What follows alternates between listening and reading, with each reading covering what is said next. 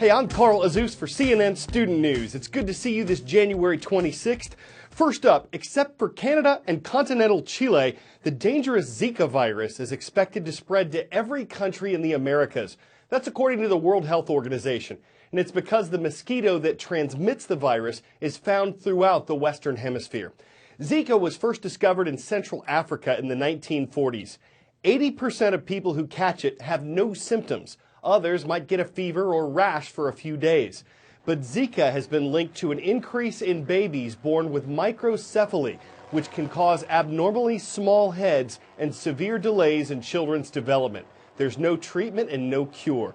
So the U.S. Centers for Disease Control is urging pregnant women to avoid many countries in Central and South America and the Caribbean. There are also concerns about this year's Summer Olympics in Brazil, though officials say there will be fewer mosquitoes around when the games are played in August, a winter month in Brazil. The mayor of Washington, D.C. says it'll be days before snow is removed from some parts of the nation's capital. Some schools in Maryland, Pennsylvania, New Jersey, and New York are still closed after a major weekend snowstorm. Across the Pacific, millions are dealing with similar weather, a cold shock spreading record low temperatures across East Asia. Frost in a place known more for its flowers. Hong Kong saw record low temperatures over the last few days, accumulating ice, trapping hikers on one of the city's famous mountain trails. Dozens were treated for hypothermia in the coldest weather the city has experienced in decades, and Hong Kong wasn't alone. Across Asia, we've seen bitter winter weather, nowhere hit harder than in Taiwan. State media there reported at least 85 people, most of them elderly, died from hypothermia or cardiac conditions likely caused by the frigid air. It's an island where most of the homes don't have central heating. It's people simply not used to the cold. And the winter weather caused travel nightmares across the region. Take the South Korean island of Jeju. It's a popular destination for tourists, many of whom were forced to camp out in the airport over the weekend. Over 1,000 flights were canceled, affecting around 90,000 travelers. And in southern China, a similar story. Train tracks were shut down and highways were closed due to snowy conditions in the eastern and southern portions of the country, areas known more for good food and balmy weather than for snow. Hundreds of flights were canceled too on the first weekend of the incredibly busy Chinese New Year travel season. This weekend was a day of weather firsts for many in East Asia. Just ask these school kids gingerly stepping through snow on the Japanese island of Amami Oshuna. No one who lives on the island has ever seen it snow there before because it's the first time it's happened in 115 years. Matt Rivers, CNN, Beijing. This roll call, like every roll call, is brought to you by yesterday's transcript page at cnnstudentnews.com. Rock Valley Middle School is in Iowa. It's the home of the Rockets, who totally rock it in Rock Valley.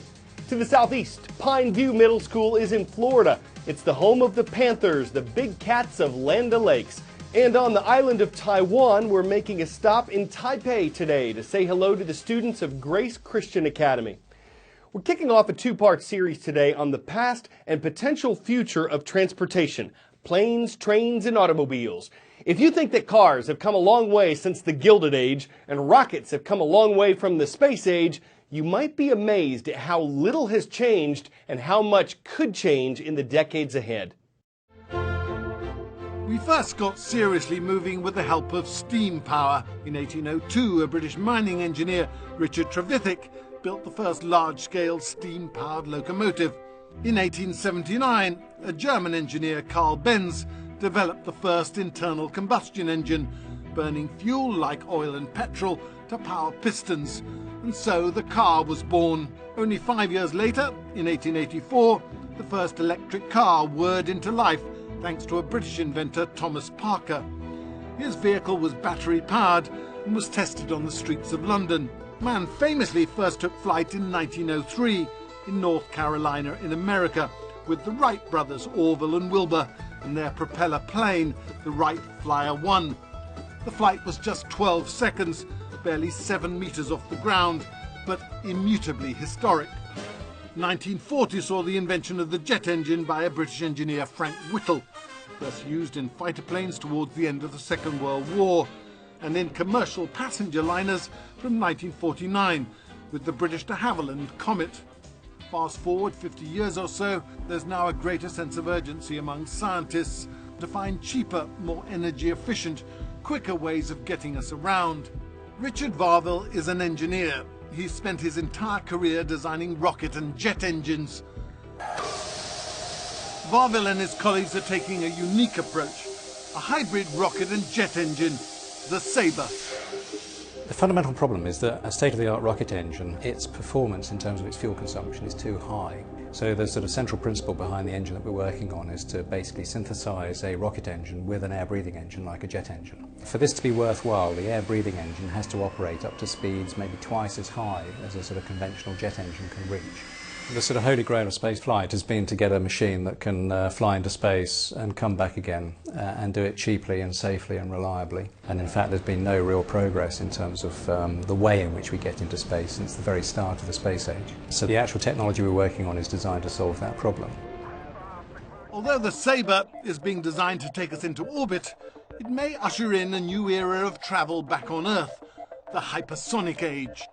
The Lapcat plane, as they call it, promises staggering speeds of more than 3,000 miles an hour, or put another way, flying from London to Sydney in 4 hours. What we have to do now is build an actual running engine, and that we're planning to do by the end of the decade. And that will then hopefully destroy all the other naysayers that think that this can't be done.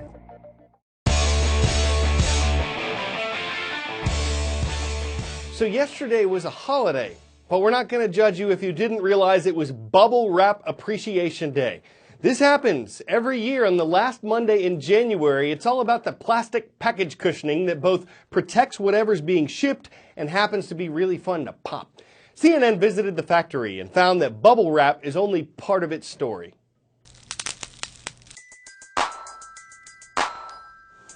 Inside Sealed Air's headquarters in Saddlebrook, New Jersey, they make it by the truckload every hour. But there's something new happening. In their lab, they're creating boxes that self-inflate, bubbles that inflate on site, and packaging that takes the shape of a product once it's cracked, much like a hand warmer. This is not made out of plastic, it's made out of mushrooms. Mushrooms that I can eat? Mushrooms that you can eat. Oh, it doesn't smell. It doesn't smell like mushroom. Does it taste like mushroom? No. No.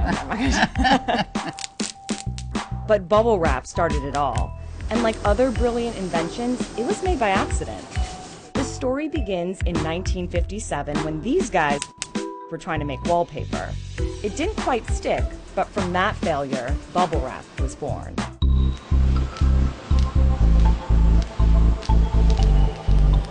What is the secret to making bubble wrap? I'm not going to say that. Come on down. This would be one of the resins that we're using on the product. And this is essentially plastic? This is plastic. And then it gets sucked up into these huge tubes. From here we will suck it up into any one of the 3 lines. To form the bubbles, the plastic is melted down at 500 degrees into a consistency like molasses. Once we vacuum form the bubble, then we extrude another layer of material to seal the air inside the bubble. It's cut down to size by $1 million machine. And there are over 100 different kinds of bubble wrap, customized for almost every major shipping company in the world. Bubble wrap is actually only 3% of the company's revenue. Their newer, innovative packaging isn't so easy to pop. So this is kind of a thing of the past, and this is a thing of the present and future? That's exactly right. No bubble wrap.